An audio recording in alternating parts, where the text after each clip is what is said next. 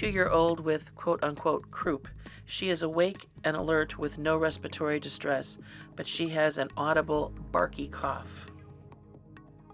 All right, you have your scenario. Let's go ahead and get started. Grab your cheat sheet, Broslo tape, whatever you've got. But if you're using Broslo or Hand-Tevi, remember, red goes to the head and head to the heel. You can see that she falls into the yellow zone. And now to Scott for your quick tip. So when it comes to croup, remember the vast majority of kids with croup are cute. But occasionally you can be sick enough with croup to wind up in the pediatric ICU, or even worse, not only to be in the ICU, but to be intubated for your croup. But happily, it's incredibly rare. The vast majority of kids with croup are cute. And if you've got a little croupy kid, what do parents do in the middle of the night to cure croup? Is one of two things.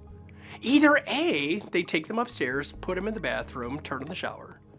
Or B, even better, they bring them to the ER. Because parents present saying, "You're gonna think I'm nuts, but I swear to you, my kid was barking like a dog, and now they're all better." And that's true. Because what happened in between the house and the ER was simply a cool mistreatment, compliments of God. So when they hit the ER, it's poor form to tell them to go back out in the parking lot. So what did we do up until recently? Some of y'all remember was the mist tent, otherwise known as the croup tent, otherwise known as the first scourge of pediatric existence. And if you come across a croup tent, what should you do with it is simply take it out back and burn it in effigy. As there are multiple studies showing croupettes don't help croup. Problem number one, they don't help croup. Number two, the kid's always trying to get out. Number three, mom or dad's always trying to get in. Number four, the sheets are saturated.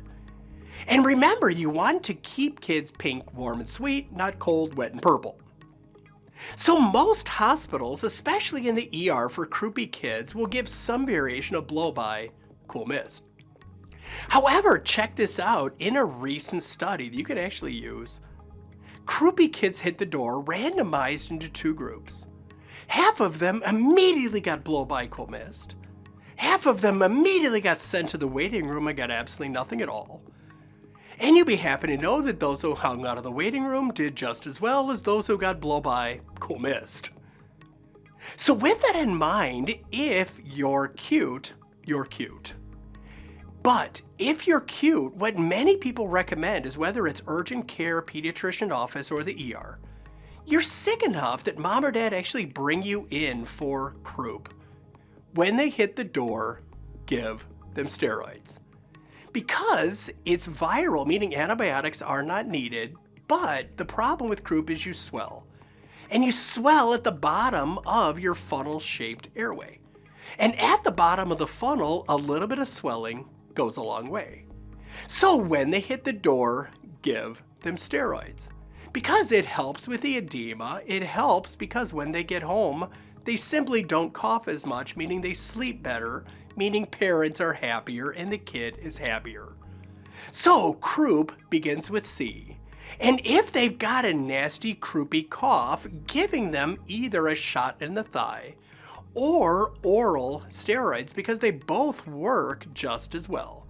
Either way, when you've got a crouper, when they hit the door, give them steroids.